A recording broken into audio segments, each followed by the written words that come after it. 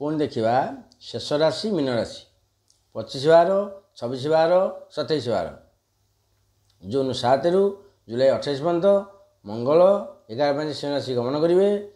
Mean राशि भाई भाई मान हम कौन ना षष्ठ मंगल से शुभदायक नुह तथापि अशुभ भी नुह।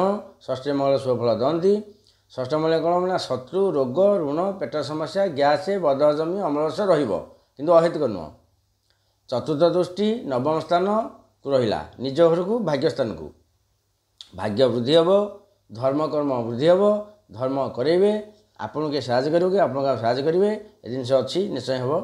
सप्तम दृष्टि द्वादश स्थान को सीटी कौन हम ना शत्रु क्षेत्र को शल्य चिकित्सा किसी अस्थिर चिकित्सा हो पाए रक्त पित्त रोग किसी बाहरी पारे ऑपरेशन भाया समस्या किसी उपजी पारे घा बता भी हो पारे अहेतुक नुह कम।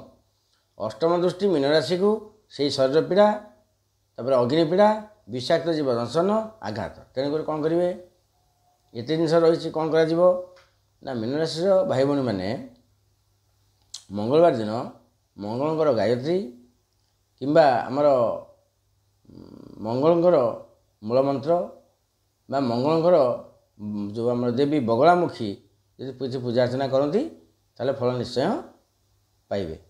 किसी न सुधा उमंग मंगल महाराज जप करेंगे 108 दिन को निश्चय शुभफल पाँच किसी असुविधा ना।